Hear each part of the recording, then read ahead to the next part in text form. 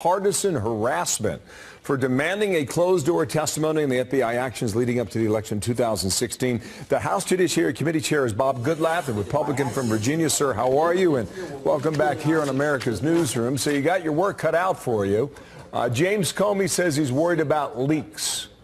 Should he be worried?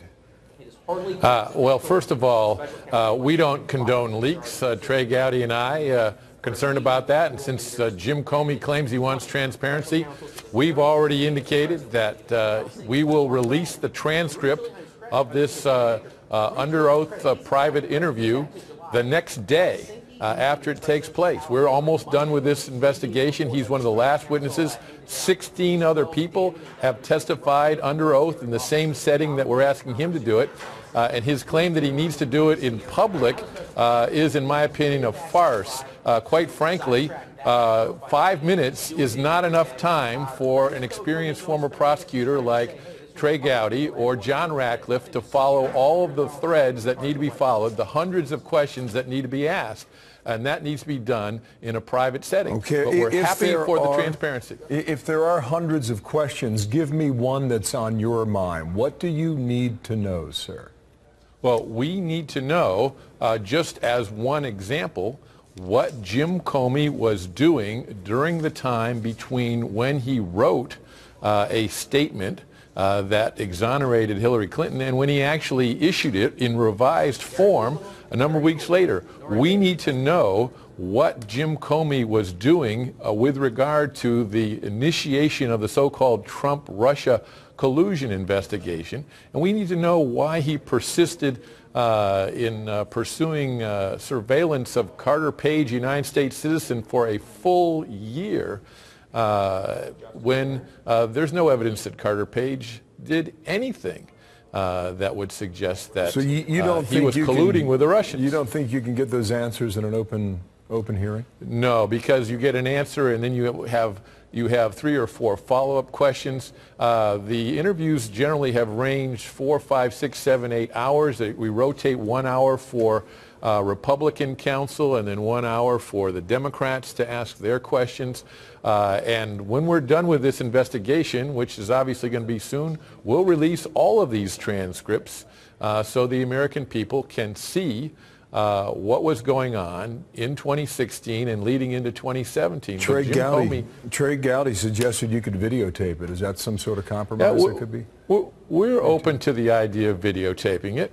The fact of the matter is, though, he is trying to run the clock on us, and that's why we think he's filed this motion to quash. Fusion GPS also tried that. They were knocked down, and instead Glenn Simpson came in and took the fifth. What Jim Comey's intentions are, I don't know, other than that it's pretty clear he doesn't want to come in and answer the detailed questions that we have. I'm looking at the calendar. I know you are as well. You're almost out of time, right? I mean, first week of January, the gavel switches.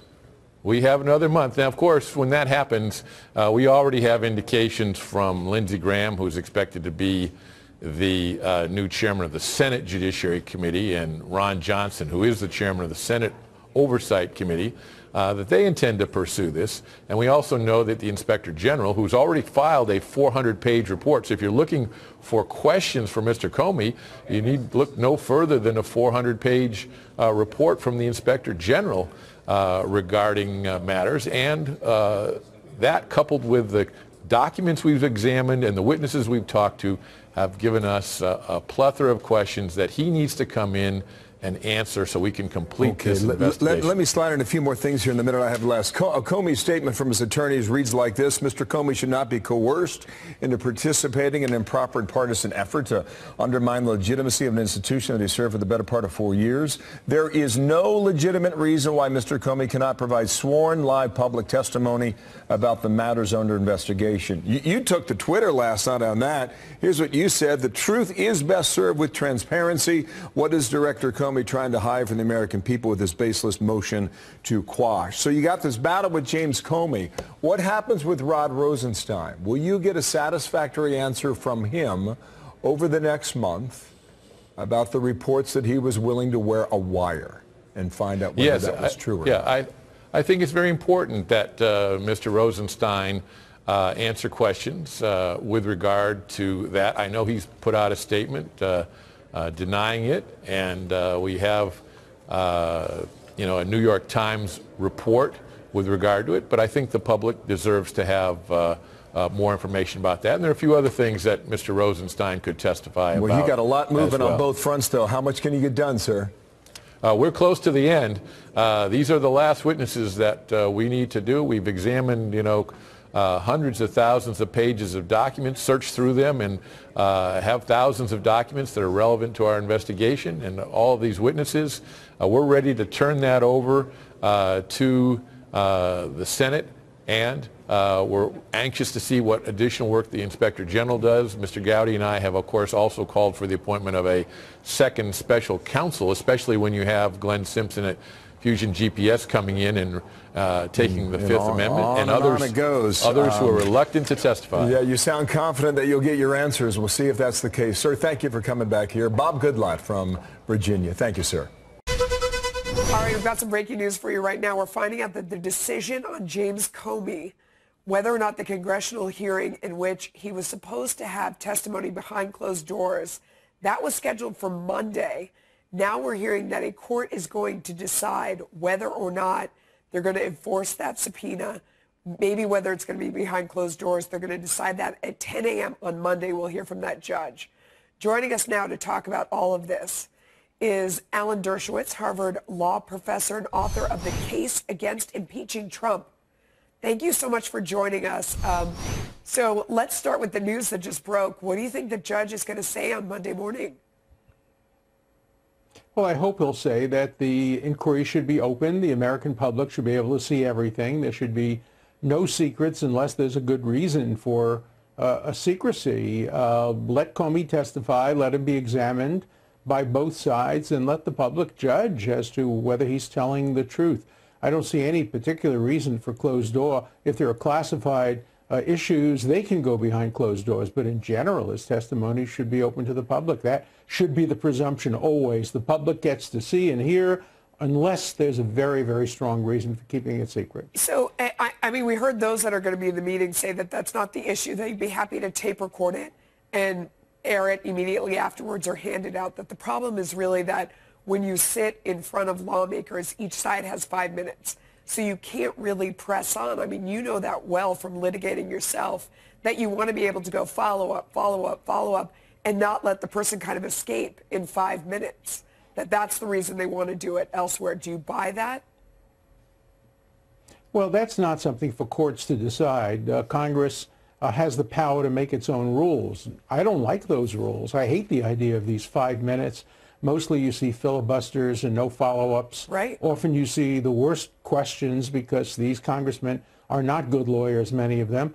But those are rules of Congress. I don't see that the court has real authority to decide what the best rule should be for Congress. I think Congress makes the rules. The courts come in only if there's a violation of the Constitution or a violation of a specific statute. Okay. Let me turn you to some of the other news of the day. Special counsel Robert Mueller's team saying they're considering pressing new charges against President Trump's former campaign manager, Paul Manafort.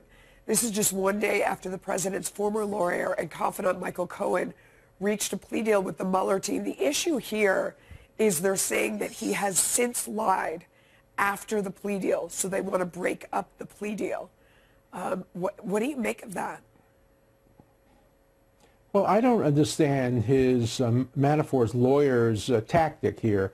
If you're going to cooperate, you have to cooperate all the way. You have to tell the complete truth. You can't be a half cooperator working with the Trump legal team at the same time that you're trying to cooperate and then not tell the whole truth. The problem with these kinds of plea deals, the reason I almost never make them in 55 years of practice, is they give ultimate authority to the prosecutor to decide who's telling the truth. Right. And the prosecutor often has a vested interest in one version of truth rather than another. So I think Manafort is in deep trouble. So it's possible that the prosecutor is saying that he's lying because he doesn't like the answer that he's given, or does he have to have something to corroborate the fact that he's saying that Manafort is lying? Look, prosecutors are mostly honest and honorable people. I suspect they have good information, but they don't need it. All they have to do is say he's lying. That's enough. They don't have to prove it. They don't need corroboration. But I suspect any good prosecutor, and there are people in the Mueller office who are very honorable people, are not going to just make up a story breaking the deal unless they have a good basis for it. So I suspect they have a pretty good basis for reaching the conclusion that Manafort is not telling them the whole truth. Remember, it doesn't have to be a lie. It could also be refusal to disclose information that, as part of the deal, he was obliged to disclose. But I think they are saying he was lying, and that means they can also charge him with the additional crimes of lying to prosecutors. Yeah, those have been the reports. We don't know for sure. We'll see. Professor Dershowitz, thank you as always for your time. Warning people that additional tariffs could sharply damage the U.S. economy next year. Do you agree with him on that? Well, look, I think that I don't like tariffs. Nobody likes tariffs. Tariffs tariffs mean when you buy things at the store, whether it's Walmart or the grocery store or wherever it might be, you might have. Yeah, but they're weapons to get the opponent to buckle. I agree with you. Yeah, they are, and Trump has made that point. He's using these as bargaining chips to get a deal with China. It's the only way. If you've got an abusive child, you have to punish them, right? These are punitive tariffs for their bad behavior, and so I want to see this get resolved. I think China should accept all of the things that Trump is talking about. I mean, by the way, it's not just in our interest; it's in their interest to open up their markets to the United States. Stephen Moore, thank you for being here. More on the other end of this break. Stay there. Hey humans, David Smalley here from the Dogma Debate Podcast, right here on Podcast One, where we talk about all the things you're not supposed to discuss at work: religion, politics, abortion, racism, slavery, and that's only when we open the Bible. We discuss Islam, Islamophobia. What does that even mean? We chat with vegans, animal rights activists, and even visit factory farms to see it for ourselves. I invite people from multiple backgrounds to convert me into their worldview. But as long as they're okay with being respectfully challenged, you better bring your evidence. And I never lose sight of how both the left and the right are seeming to lose their minds. So basically, we're solving all the world's problems right here on Dogma Debate. And you've been missing it. Download Dogma Debate on iTunes, Stitcher, or PodcastOne.com. And it's hard to say goodbye, my love. It's hard to see you cry, my love. Hard to open up that door when you're not sure what you're going for. The farewell tour has begun for House Speaker Paul Ryan. The Janesville Republican is leaving office after 20 years in D.C. I'm absolutely grateful to the people of Southern Wisconsin for entrusting me as their representative. Speaker Ryan expressing gratitude to his staff and the people he served in the 1st Congressional District for 20 years. It didn't end the way he had hoped, with Republicans losing its majority in the House. I'd say we became a pretty good governing party. And, we lost a midterm election. Those things happen. Well, I think Paul Ryan's departure is, again, it's not unlike Jeff Flake also leaving public service. He's leaving the Senate and making sounds that maybe he'll run for president in 2020. Paul Ryan may also find himself in that position. But, the truth of the matter is Paul, and he's a wonderful guy, family man, smart guy, very knowledgeable about economic affairs. Whether he was the right leader at this moment to interface with Donald Trump is a larger question, because on some of the key Trump issues, like border security, tariffs, the use of tariffs, these were areas where Paul Ryan and the president certainly disagreed. He opposed those tariffs. And listen to this interview. This gives you a little insight. If the tax bill was so good, why has it not resonated with the public, and why did it not sell in the midterm election? It actually did in many ways. We pushed it hard from the House, but it was not the issue that was on the front of people's minds at the time. I think... Was that issue on the front of Donald J. Trump's mind? I think the immigration issue was more on the front of his mind. I think the caravan was on TV a lot. My own view was I would rather talk about the economy. Yeah, no, that's the problem. Paul was always willing to talk about the economy, but didn't agree with the way to improve it that Donald Trump had in mind, which were creating lowering all trade barriers and using tariffs if necessary to drive your trading partners to lower the tariffs on American goods, thereby lifting American manufacturing, making it easier for them to compete, helping raising the fortunes of the American worker that way. But Ryan's refusal to cut legal immigration to raise American workers' wages also was a block. He was just uncomfortable with this stuff. Yeah, and I think it really Paul Ryan has a more globalist view and is a blanket free trader, whereas Donald Trump is a fair trader, where he was willing to shut down markets, limit markets to bring people to the negotiating table. And, there was a time where I might have said, well, Trump really is going too far here.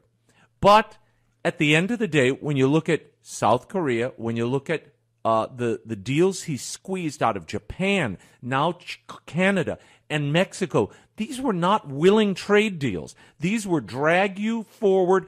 Canada all but walked away from the table. And Trump said, fine, we'll hit them with more tariffs. The EU, he's holding their feet to the fire. And this, I get it. This rankles the elite. This makes the folks in D.C. very nervous, including, I think, Paul Ryan. So you had somebody who was running the caucus and in charge of moving legislation who threw the brakes on at times when Trump would have liked to throttle down. Here's my projection, maybe my prophecy for the year. I think Donald Trump may get more done with Nancy Pelosi in some areas than he could with Paul Ryan. Watch. Because of these, they don't have the same hang-ups about tariffs. Republicans traditionally don't like tariffs, and I get that. But if you use them as an instrument to the end of free and fair trade, that's a good thing. And maybe Pelosi might be willing to bend on some of those things. We'll see. I think there's going to be a lot of investigations. It's going to be awful and ugly. They unveiled Paul Ryan's portrait. Did you see the portrait, Rich? We'll play you a little bit of that momentous moment. I haven't seen it. They say a picture is worth 1,000 words. Here's some pretty good reading, my friends. Oh, yeah! Oh, yeah! I love the sticker. I hadn't seen it